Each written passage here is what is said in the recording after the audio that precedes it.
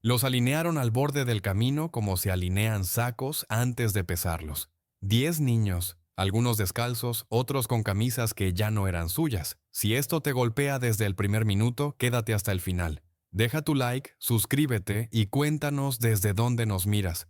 Porque lo que hicieron con estos niños fue negocio, no guerra. No hubo redada ruidosa, no hubo disparos. Los hombres llegaron con papeles, cuerdas y una calma aprendida.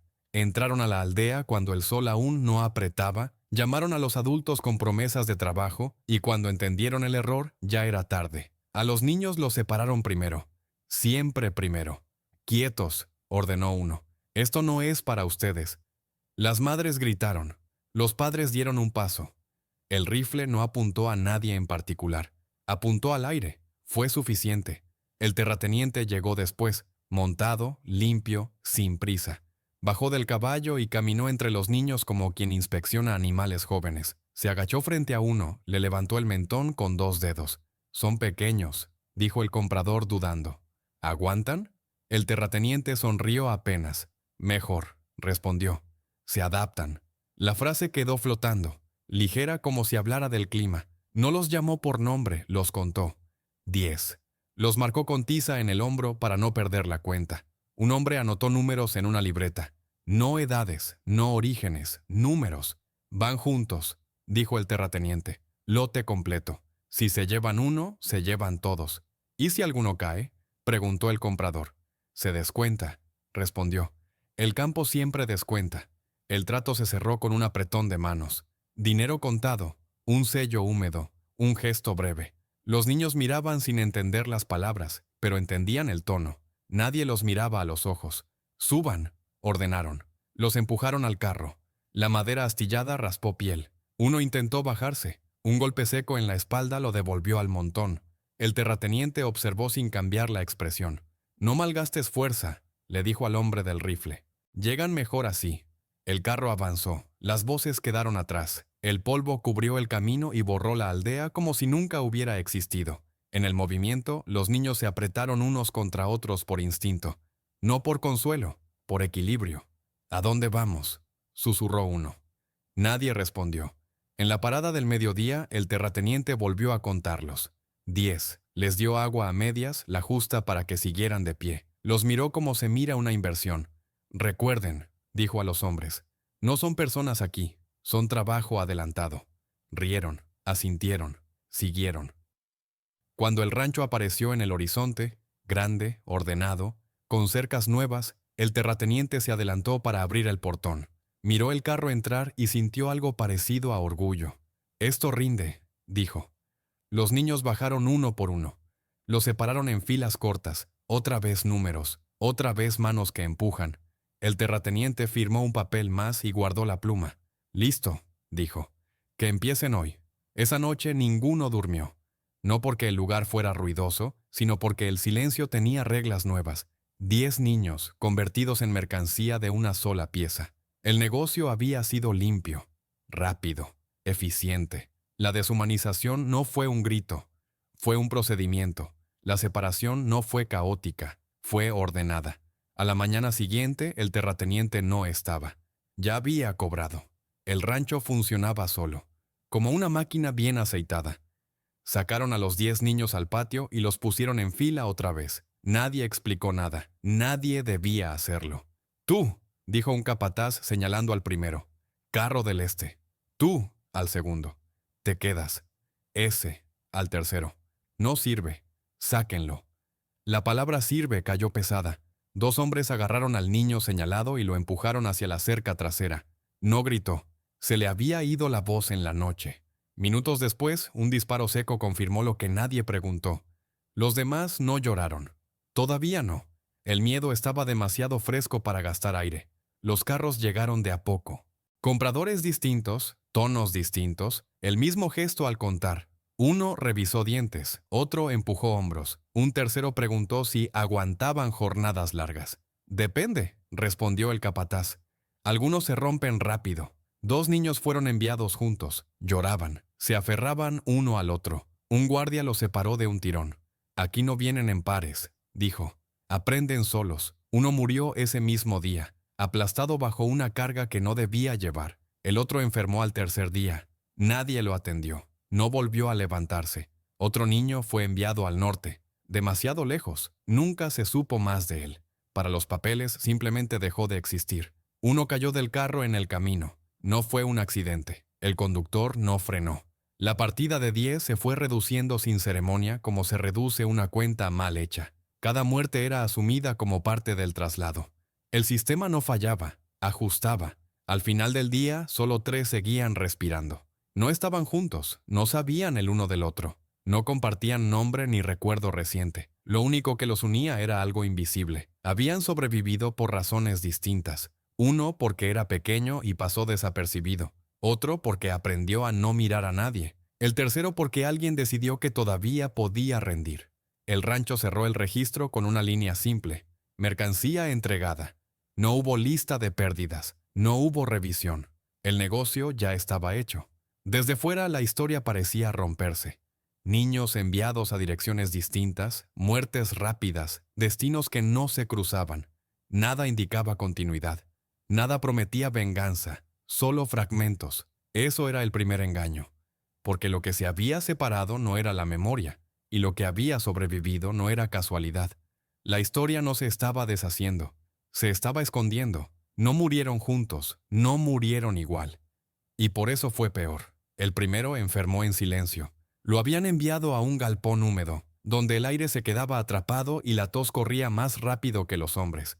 Trabajó 2 días con fiebre. Al tercero ya no podía sostener la herramienta. El capataz lo miró con fastidio.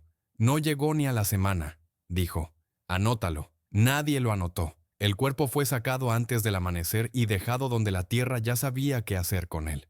El segundo aguantó más. Era fuerte para su edad, pero no para el ritmo. Le dieron una tarea que no correspondía a un niño. Cuando cayó por primera vez, lo levantaron a golpes. Cuando cayó la segunda, lo arrastraron.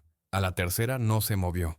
Se cansó, dijo uno, encogiéndose de hombros. La palabra cansado se usó como si explicara todo. Una niña, la única que había quedado del grupo original, fue enviada a una casa, no al campo, a la casa. Al principio limpiaba, luego servía.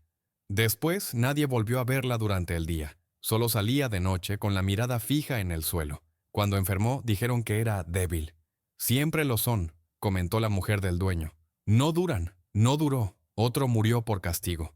No por rebeldía, sino por error. Derramó agua, agua que no era suya. El hombre que lo vio no levantó la voz, levantó la mano. Para que aprendan, dijo. El cuerpo quedó marcado durante horas antes de dejar de moverse. Nadie volvió a mencionar el incidente. El aprendizaje ya había ocurrido. Uno intentó escapar. No llegó lejos. Lo trajeron de vuelta atado, con la cara irreconocible. Lo dejaron frente a los demás, no para interrogarlo, sino para terminar. Así termina la idea, dijo el capataz. La idea murió antes que el cuerpo. Las muertes se acumularon sin ruido, sin música, sin rabia. Eran procedimientos, ajustes, pérdidas asumidas. Nadie gritó basta porque nadie estaba a cargo de eso. Y en medio de todo 3 seguían respirando, en lugares distintos, con razones distintas, uno porque nadie lo miraba, otro porque aprendió a desaparecer dentro de las tareas, el tercero porque alguien decidió que todavía podía rendir. No hubo mérito, no hubo fuerza especial, solo circunstancias mal alineadas. Desde fuera parecía claro, los que vivían lo hacían por azar, los que morían, porque así funcionaba el mundo. Nada sugería justicia, nada sugería continuidad, solo una sucesión de cuerpos que no resistieron. El espectador, como los hombres que mandaban, podía creerlo, podía pensar que no había patrón, que la violencia era demasiado grande para producir algo coherente, que sobrevivir no significaba nada. Eso era lo que el sistema ofrecía como explicación. Pero cada muerte dejaba algo atrás, un gesto visto, una frase escuchada, un nombre asociado a una orden. Los niños que no resistieron no dejaron planes, dejaron memoria, y esa memoria, dispersa y silenciosa, no se había perdido. No estaban juntos, y aún así no estaban separados del todo. El primero sobrevivió porque aprendió a no existir. En el campo del norte, el capataz le hablaba como se habla a una sombra. «Muévete», decía. «Eso es todo lo que tienes que hacer». El niño se movía. Nunca preguntaba, nunca miraba de frente. Aprendió a ocupar el espacio mínimo necesario para no llamar atención. Si había que cargar, cargaba. Si había que esperar, esperaba. La invisibilidad se volvió una técnica. Cada día memorizaba quién gritaba primero y quién solo gritaba cuando otros miraban. «Este no molesta», comentó un guardia. «Déjalo». El segundo sobrevivió por obedecer mejor que nadie. En el rancho intermedio entendió rápido que el castigo no siempre llegaba por error, sino por duda, así que no dudaba. «Más rápido», ordenaban. «Sí», respondía. «No mires», advertían. «No», decía bajando la cabeza.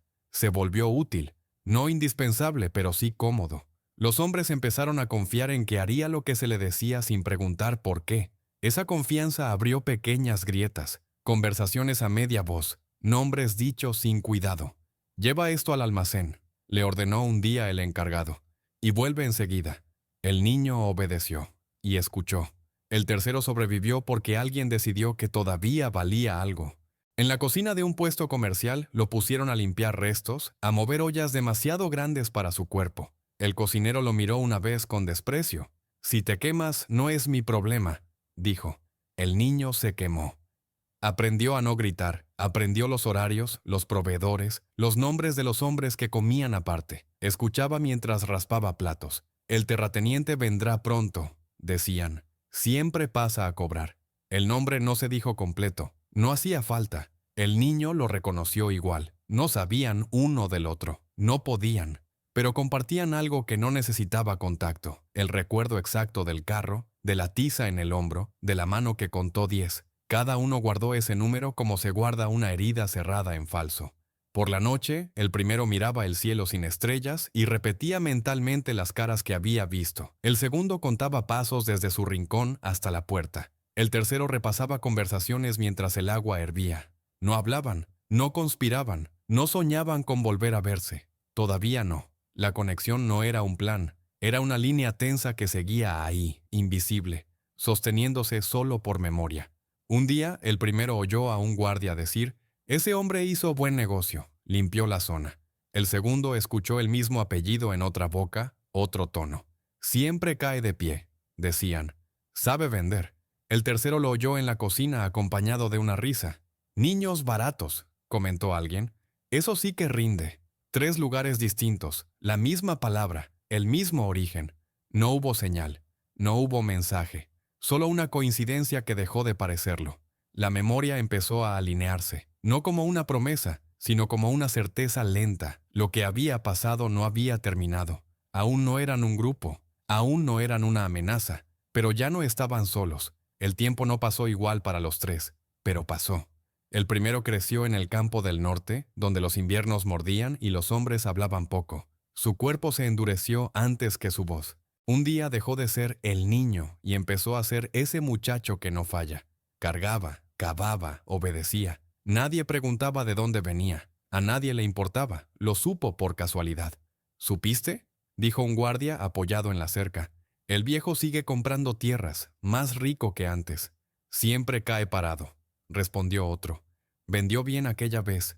El muchacho no levantó la cabeza. La pala siguió entrando en la tierra, pero el apellido, dicho con descuido, se le quedó clavado. Era el mismo que había escuchado años atrás, en la boca del hombre que contó hasta 10. Esa noche no durmió. El segundo creció en el rancho intermedio, entre órdenes claras y castigos previsibles. Se volvió útil, tanto que empezaron a enviarlo con mensajes cortos, simples, sin importancia. Entraba a despachos, esperaba de pie, escuchaba. Un día, mientras entregaba un paquete, oyó una risa conocida por el tono, no por el rostro. «Ese hombre sabe hacer negocios», dijo alguien. «Ni un problema legal en años». «Claro», respondió otro.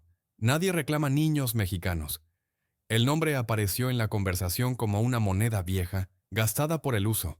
El muchacho sintió el mismo frío que había sentido en el carro, cuando marcaron su hombro con tiza. No dijo nada. Asintió cuando le ordenaron salir. Pero al cerrar la puerta, supo que el nombre no había desaparecido, había prosperado. El tercero creció entre ollas y cuchillos, con el olor constante de grasa y humo. Sus manos se llenaron de cicatrices pequeñas. Escuchaba más de lo que hablaba. La cocina era un lugar extraño. Los hombres se sentían seguros ahí. El terrateniente vendrá la semana próxima, dijo el cocinero. Hay que preparar algo decente. Siempre viene, respondió otro, y siempre paga. El muchacho sintió cómo el nombre le recorría el cuerpo entero, lento, pesado. No era sorpresa, era confirmación. Los tres lo supieron de maneras distintas, en lugares distintos, en años distintos. Pero el resultado fue el mismo. El hombre seguía vivo, rico, intocable, sin consecuencia alguna por haber vendido 10 niños como si fueran sacos de grano. No hubo rabia inmediata, no hubo planes. El nombre no encendió fuego, se volvió un ancla. Cada uno lo guardó en silencio. El primero lo repitió mentalmente mientras trabajaba. El segundo lo escribió una vez, con carbón, y lo borró de inmediato. El tercero lo escuchó tantas veces que dejó de dolerle. Eso fue lo peligroso. Cuando un nombre deja de doler, empieza a pesar. Empieza a organizar recuerdos, a unir escenas que antes parecían sueltas. El carro, la tiza, la fila, el trato. Todo regresó con una claridad incómoda. No sabían aún que eran tres. No sabían dónde estaban los otros. No sabían si alguno más había sobrevivido. Pero ya no estaban solos en la memoria. El hombre no era un fantasma. Era una presencia constante. Y mientras él seguía creciendo sin castigo, el pasado dejaba de ser pasado. Se convertía en algo pendiente, algo que no se había cerrado. El nombre no prometía venganza, prometía retorno. Fue el primero quien no supo esperar. No porque fuera más valiente, porque fue el único que estuvo cerca antes de tiempo. En el campo del norte, el terrateniente llegó para inspeccionar nuevas tierras. Caballo limpio, sombrero claro. El mismo tono de voz que el muchacho había escuchado años atrás, cuando lo contaron como mercancía. Aquí falta mano dura, decía el hombre. Pero rinde. El muchacho lo vio bajar del caballo. Lo vio caminar entre surcos como si nada le perteneciera y todo fuera suyo al mismo tiempo. Sintió que el cuerpo se le adelantaba a la cabeza. No pensó en los otros, no pensó en consecuencias. Pensó en cerrar algo que llevaba demasiado tiempo abierto. Esa noche robó una herramienta, no un arma, una barra pesada, suficiente. Esperó detrás del galpón, donde el terrateniente fumaba cuando nadie lo miraba. ¿Quién anda ahí?, preguntó el hombre sin miedo. El muchacho salió de la sombra. No llegó a levantar la barra. Un guardia apareció por detrás y lo golpeó en la espalda. El aire salió del cuerpo como si le hubieran quitado el suelo. Cayó de rodillas. La barra rodó por la tierra. «¿Qué es esto?», dijo el terrateniente molesto. «¿Qué intentabas hacer?». El muchacho no respondió. No pidió perdón. No explicó. Eso fue lo que lo salvó. «Llévenselo», ordenó el hombre. «No aquí, no hoy». El castigo fue inmediato y silencioso. Golpes calculados, ninguno mortal. Querían que aprendiera. Querían que sobreviviera para recordar. «¿Vale la pena?», preguntó un guardia cansado. «Podría haberse muerto». «Todavía sirve», respondió el terrateniente. «Y así aprende el resto». Lo dejaron atado toda la noche con la lluvia cayendo lenta. El muchacho temblaba, no de miedo, de comprensión. Había fallado en lo más básico. Había creído que el dolor bastaba para actuar. Al amanecer apenas respiraba. El médico del puesto negó con la cabeza. «No llega lejos», dijo. «Llega», respondió el terrateniente. «Siempre llegan un poco más». El muchacho despertó horas después, tirado en el barro. Nadie se acercó. Nadie habló. El mensaje estaba completo. El hombre al que quería matar seguía vivo, intacto, desayunando bajo techo. Esa noche, mientras el cuerpo apenas le respondía, entendió la verdad que no quería aceptar. Solo. No podía hacer nada. La cercanía no era ventaja. Era trampa. El sistema protegía a ese hombre incluso de los impulsos más justos. Desde fuera parecía el final. El intento había sido descubierto. El castigo había llegado. El terrateniente seguía igual de intocable que siempre. Parecía que la venganza no era posible. Parecía que el nombre no llevaba a ningún lado. Pero el error no fue intentar. Fue hacerlo antes de tiempo. Volvieron sin volver. No juntos, no anunciados, no como recuerdos que reclaman algo. Regresaron como piezas nuevas en un lugar que creía conocerlo todo. El rancho seguía en pie. Más grande, más ordenado, más seguro de sí mismo. Las cercas nuevas ocultaban las viejas marcas. Los hombres eran otros, pero las reglas eran las mismas. El primero llegó como jornalero temporal. Nadie preguntó de dónde venía, nadie lo miró 2 veces. Cargaba sacos, arreglaba zanjas, dormía donde le decían. El capataz lo señaló una tarde. «Ese sirve», dijo. «No habla». El segundo regresó con un carro de provisiones contratado por un intermediario. Sabía leer rutas, contar cargas, entregar sin errores. Se movía entre galpones y despachos con la naturalidad de quien no tiene nada que ocultar. «Déjalo pasar», ordenaron. «Viene con mercancía». El tercero volvió desde la cocina, no como niño, como ayudante de un cocinero nuevo que había oído hablar del rancho importante. Limpió mesas, probó salsas, escuchó pedidos especiales. Nadie relacionó ese rostro con el pasado. Había crecido, había cambiado. El sistema no reconoce lo que cree haber destruido. Una tarde, el terrateniente cruzó el patio sin mirar a nadie en particular. Los tres lo vieron desde lugares distintos. Ninguno reaccionó. Ninguno bajó la cabeza más de lo normal. El reconocimiento fue interno, exacto, silencioso. «¿Quiénes son?», preguntó un visitante señalándolos con desinterés. «Nadie», respondió el capataz. «Aquí nadie vuelve». La frase cayó como una verdad definitiva, como una ley natural. Los tres siguieron con lo suyo. El primero aprendió los turnos de guardia, el segundo memorizó las llaves y los caminos nocturnos. El tercero escuchó qué platos le gustaban al dueño, qué exigía cuando estaba de mal humor, qué pedía cuando quería sentirse importante. No se hablaron, no se miraron, no se buscaron. La coordinación no fue un gesto, fue una acumulación. Cada uno sabía que los otros podían estar cerca sin necesidad de verlo. La memoria común hacía el resto. El terrateniente caminaba tranquilo, saludaba, daba órdenes, se reía de historias viejas como si no tuvieran consecuencias. «Eso quedó atrás», dijo una noche bebiendo. «Nadie recuerda esas cosas». El segundo lo oyó desde la puerta, el tercero desde la cocina, el primero desde el patio. Los tres entendieron lo mismo. La seguridad no venía de la fuerza, sino de la certeza de que el pasado no regresa. Esa certeza era la grieta. Trabajaron semanas así, sin errores, sin prisa. Dejaron que el rancho los aceptara como parte del paisaje. Dejaron que los hombres se acostumbraran a su presencia. La invisibilidad volvió a ser una técnica compartida. Desde fuera parecía imposible. 3 niños vendidos, dispersados, casi borrados, ahora de nuevo ahí, sin ser vistos, no como amenaza, como utilidad. «Todo está bajo control», decían. «Aquí nadie vuelve». No sabían que el control se había acostumbrado a ellos. No sabían que el regreso no siempre anuncia su nombre. Y cuando un lugar cree que nada regresa, deja de mirar atrás. La venganza no nació como un impulso. Nació como una elección de forma. No hablaron de matar, no hablaron de sangre. Hablaron de orden, de control, de aquello que el terrateniente respetaba más que a cualquier persona. Los procesos que funcionaban sin ruido. Y no hubo un lugar más adecuado que la cocina. El tercero fue quien lo dijo primero, sin decirlo del todo. «Le gusta saber qué va a pasar», comentó una noche mientras limpiaba un cuchillo. «Comer lo mismo, a la misma hora». El segundo asintió desde la puerta, cargando cajas. «Odia las sorpresas», añadió. «Confía en lo que conoce». El primero no respondió. Miraba el fuego, no el grande, sino el pequeño, el que se mantiene constante para que todo salga bien.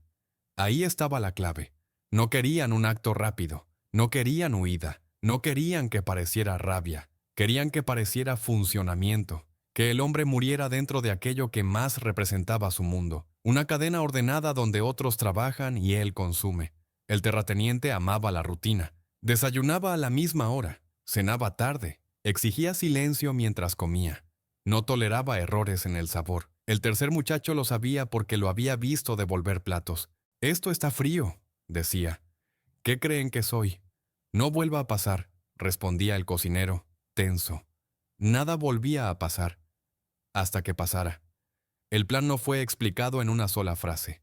Se armó como se arma una receta, pasos pequeños, repetidos, invisibles. El segundo se encargó de las entregas. Sabía qué llegaba, cuándo, de dónde. El primero se ocupó de los horarios nocturnos, de los momentos en que nadie miraba la parte trasera del rancho. El tercero controló el fuego, las ollas, los tiempos. No había prisa, había simetría. 3 años, murmuró uno. 3. No lo dijeron como lamento, lo dijeron como medida. 3 años antes, el hombre había contado hasta 10 y había decidido qué vidas servían y cuáles no. Ahora todo debía ser igual de metódico, igual de limpio, igual de impersonal. La cocina no era solo un lugar, era un lenguaje que el terrateniente entendía. Ahí mandaba sin ensuciarse las manos. Ahí otros ejecutaban. «Que esté perfecto», ordenó una tarde. «No quiero problemas esta noche». «Sí, señor», respondió el tercero bajando la cabeza. El espectador podía pensar que todo esto era preparación sin destino, que los muchachos solo se acomodaban a la vida que les había tocado, que sobrevivían porque no quedaba otra cosa que hacer, pero la elección ya estaba hecha. No sería un disparo, no sería una fuga, no sería un acto que pudiera llamarse accidente con facilidad. Sería un proceso, lento, ordenado, irreversible. Como el negocio que había vendido 10 niños sin temblarle la mano. La cocina estaba lista, el hombre confiaba. Y cuando alguien confía en el orden que domina, no imagina que ese mismo orden pueda cerrarse sobre él. La noche fue elegida por costumbre, no por drama. Era una de esas noches en las que el terrateniente se quedaba más tiempo despierto, revisando cuentas, comiendo tarde, bebiendo despacio. La rutina era tan firme que nadie preguntó nada cuando pidió que prepararan algo especial.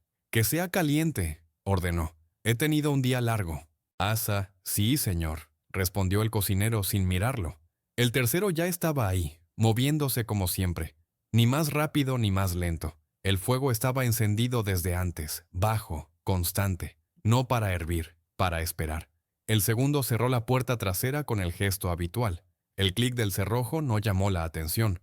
El primero revisó el patio. Vacío. Los guardias estaban donde debían estar. La noche seguía su curso. El terrateniente entró solo en la cocina. No lo hacía a menudo, pero esa noche quería ver, controlar. «¿Está listo?», preguntó. «Casi», respondió el tercero. El hombre dio 2 pasos más. Demasiado tarde. El espacio era estrecho, el fuego cercano, la puerta ya cerrada. «¿Qué es esto?», dijo molesto, no asustado todavía. «Abre». Nadie se movió. «Abre», repitió levantando la voz. El segundo apareció junto a la pared. El primero, detrás. No lo rodearon con violencia, no hacía falta. El lugar ya estaba decidido. «¿Quiénes creen que son?», dijo el terrateniente riendo con incredulidad. «¿Saben lo que hacen?». El tercero habló por primera vez. «Sabemos contar», dijo. El hombre frunció el ceño. Buscó palabras que siempre habían funcionado. «Esto se puede arreglar», dijo. «Siempre se arregla». El fuego crepitó bajo. Constante. El calor empezó a cerrar el espacio, no de golpe, sino como una presencia que no se puede ignorar. «No», respondió el segundo. «Esto ya está en proceso». Intentó empujar. No encontró salida. La puerta no cedió. No gritó. Todavía no. El orgullo tardó más en romperse que el cuerpo. «Escuchen», dijo respirando más rápido. «Fue negocio. Nada personal». El primero dio un paso al frente. «Para nosotros también», dijo.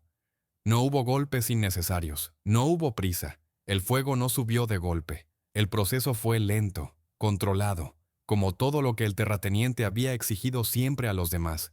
«Esto no», empezó a decir. No terminó la frase. Los 3 se quedaron donde estaban. No miraron más de lo necesario. No celebraron. El calor hizo el resto. El orden, el tiempo, el encierro, la cocina, el lenguaje que él entendía, se cerró sobre su creador. Cuando todo terminó, no hubo ruido, solo el fuego bajando poco a poco, como si también cumpliera una instrucción. El primero abrió la puerta, el aire entró, el segundo miró el suelo, el tercero apagó el fuego con cuidado. No dejaron mensaje, no dejaron marca visible. El acto no buscaba ser contado, buscaba ser definitivo. El terrateniente había vendido 10 niños como mercancía. Ahora había sido tratado como un proceso. La noche no pidió testigos, y la cocina volvió a quedarse en silencio.